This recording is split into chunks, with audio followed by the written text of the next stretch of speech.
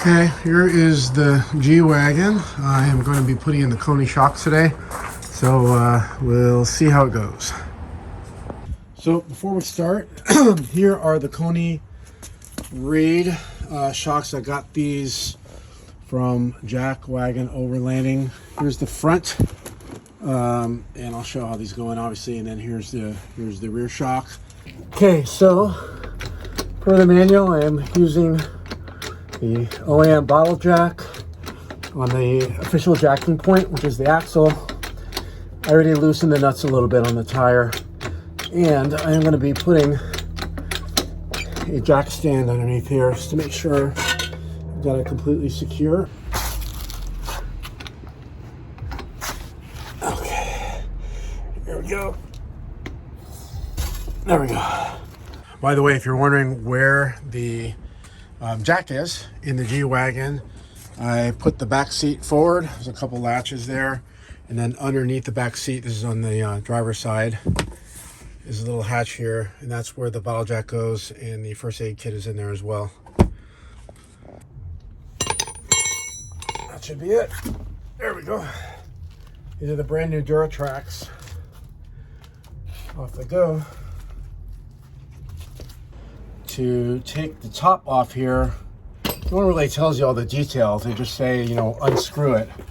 But having the right size tools basically makes all the difference. For the bolt that's here, it's a 19 mil, okay? But if you just spin it, the piston will spin as well. So you got to put in a 6, I believe this is a 6 millimeter, let me see, 6 millimeter Allen key wrench on top of the shock. You got these ratcheting wrenches here, because it's a pain in the butt if you're using a monkey wrench, adjustable wrench.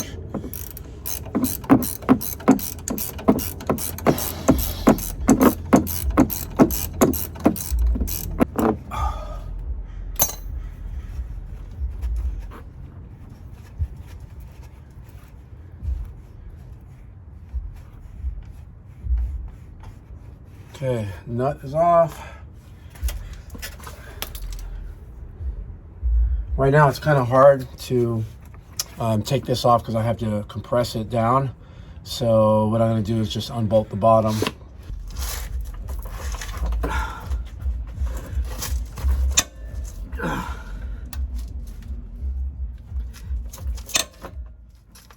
Here's my kludgy setup. Got a monkey wrench. Leverage up against a kettlebell, and I had to use the breaker bar. Look at this, man. Okay, that bolt might be under a little pressure.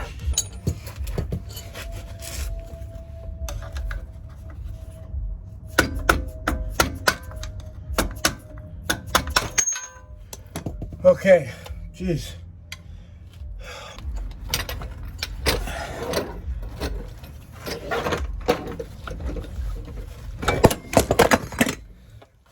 And it fell out.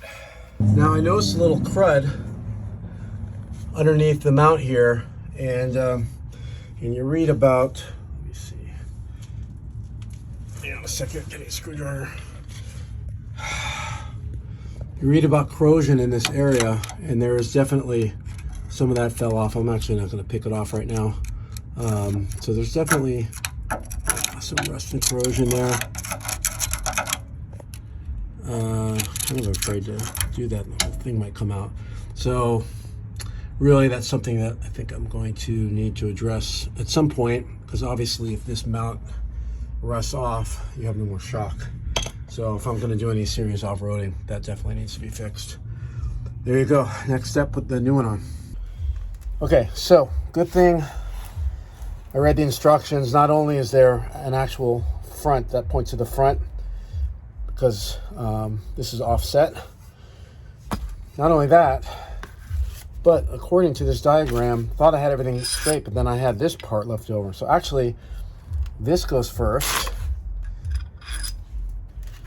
then the washer,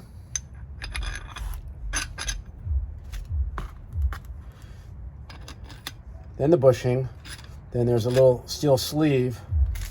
That's going to go through the mount And then on top is going to be this bushing with the little thick part sticking out going down with the washer on top, and then the nut. Let's give that a shot. Okay, so I got the top of the shock I put in the tower, and I just put this in here. I'm not going to tighten it yet. Just put it in loosely and make sure I can get everything to fit before I tighten it down.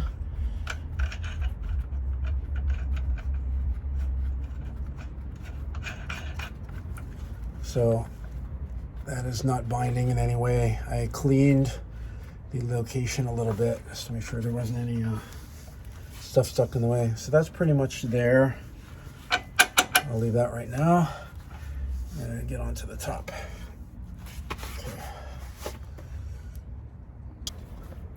Okay, here we are at the top. Okay, so here's the bushing. It's gonna go in, there's a little protrusion sticking out, which will stick in the hole of the shock mount. Push it as high as I can, just to get that nut to thread. Aha, there we go. All right, for this particular shock, it has an 8mm, oh man, I'm gonna get it in here. 8mm Allen wrench. There we go. Good, that fits. Now here's the crappy part. My brand new ratcheting wrenches that I got, this one only goes up to 22, and this is a 24mm, and I can't get a socket in there because there's not enough room. So basically gonna have to monkey wrench the whole damn thing. So I'll do that and start tightening everything up, and then we'll take a look once I got it tidied up. Okay, all right, so I have the shock on. I've got that little blue dot facing the front because the eyelet there is offset, as you can kind of see. I've got that tightened down and use the breaker bar, so I think that's pretty tight. And up top, I'm not sure how tight to do it.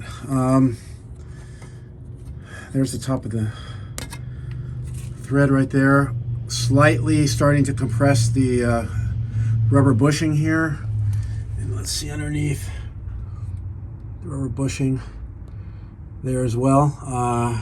Okay, here we are on the right front of the G-Wagon. We are going to get rid of this Bilstein, I think it's a 4600. Anyway, there's the model number, yeah, 46. And this one has the stem here on the bottom. And then to reach the top mount, you gotta go in the engine bay here. And here it is, there's the shock. And you got this really long bolt there. So it looks kind of tight. On the left side, it's a little bit different. There's stuff in the way. It's gonna be more of a pain, but that's the plan. So, as seems to be the case with almost every project, trying to take this front shock off, I run into my first obstacle, which is the fact that there is no hex slot in the piston here, like there was in the rears. There also is no like flat sides here where I could put a wrench on, and it's a single bolt, so there's no secondary bolt, and there is nothing. There's no place to put a wrench here either. So what I'm going to try to do, let's see here, is I'm going to try to put this wrench vice grips and see if I can lock it into place. Okay, so what I ended up doing was putting a vice grips and just kind of shoving it in there. The vice grips actually were not big enough to fully lock around there, but they were able to jam in. It's just jammed in there, and just friction and pressure. So actually that is enough apparently to hold that piston in place from moving around. So that is a very kludgy way to do it. I was thinking about like drilling into the shock body or what have you, but well, where there's a will, there's a way. So let's get this bad boy off. Okay, for the top here, I had to take off the plastic cover, and this is a 24 millimeter socket, so I had to take it off so I could actually fit it in here and get a little bit of a pull on the other side, which is actually the nut. I couldn't get the socket in there, so I just shoved an adjustable in there. So let's see if this works.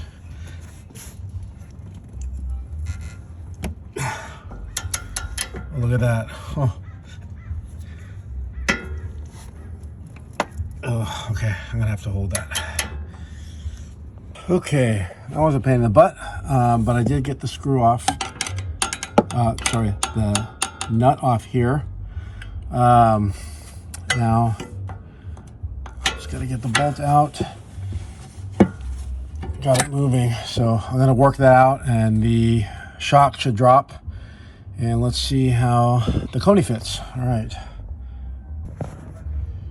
Okay, so it wouldn't come out easily, and I figured, or I realized that it was under pressure, because if you look on the bottom, it's still in place there. So what I did was I just pushed down on the top of the shock here to compress it. It should come right out. There we go. Okay.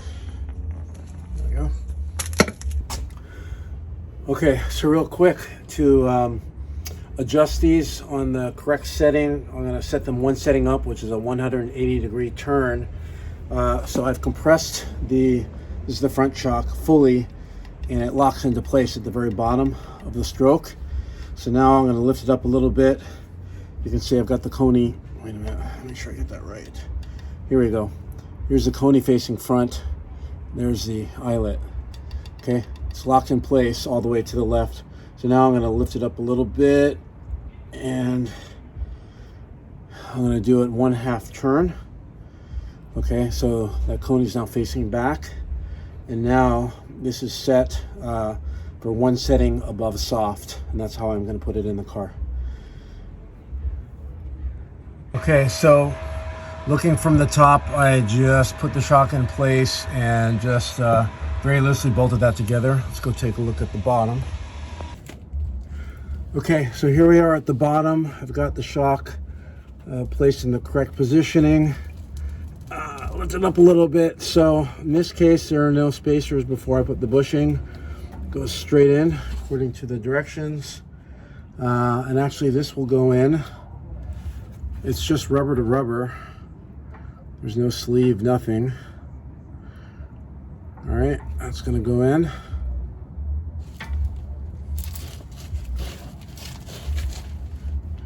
Then I put the bushing in. Remember the little protrusion there goes in the hole of the shock tower.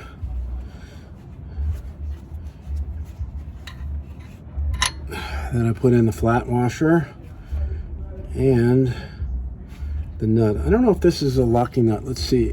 Yes, it is a locking nut. There's actually a nylon, I don't know if you can see it there, dark blue nylon ring stuck there in the threads. Okay, so if I can just get this hand tightened on here, which is not easy. Okay, so I am kind of guessing here, but I have it tightened down so you can see the flat part at the bottom of the piston there. That round part of the nut is actually where the nylon washer, lock washer is inside the nut, and you have to get it down at least this low to have it engaged with the thread and lock in. The bushings are, you know, you can see they're slightly compressed, and I may do it maybe one more turn. This might be too loose or not tight enough. I don't know. I mean, it's tight. I don't know if I should tighten it down more or not, but this seems like it's good. We shall see. Okay, I want to show you guys the left side, which is a little bit hairier because the shock tower top is there. You're looking right there in the middle. That's the steering column, which is a solid piece. These are metal, some sort of aluminum or something. And so, I don't know if you can even see in there. Let's see. I was able to get my breaker bar and a 24 millimeter socket deep in there, and I was able to wedge my adjustable right there at the bottom on that side, and I was actually able to break the bolt, and I'm gonna get it loose. So let's keep working. Okay, all right, so on the driver's side, I've successfully installed the front shock. And actually, you're seeing like 1 minute of video. Actually, I was here for an hour at least trying to take the other one off. I had to actually cut the bottom of the stem, the piston off on the old Bilstein, because I couldn't get it out. It was trying to uncompress and I couldn't unbolt everything. So anyway, there we go. It's already nighttime, so tomorrow, Christmas Day, I will take this sleigh out for a sled test. All right, see ya. Okay, so after doing a test drive, I actually went over the same washboard area on the 10 freeway here in LA that gave me the death wobble every time. And the good news is it is cured. So I got brand new Duratrax. My old ones were worn out and kind of cupped. Got the alignment done. I added the Fox 2.0 steering stabilizer and the KONI Raid Shocks. Maybe the wheels, alignment, and stabilizer probably would have cured the death wobble, but the shocks were kind of shot anyway. In terms of the stiffness, I have them one setting up. The stock springs, I might try putting it back down to soft, but it's pretty good though. There's a lot of control. I can definitely feel the difference. And anyway, it's a success. The only thing that is not a success is in loosening the shock in front on the driver's side.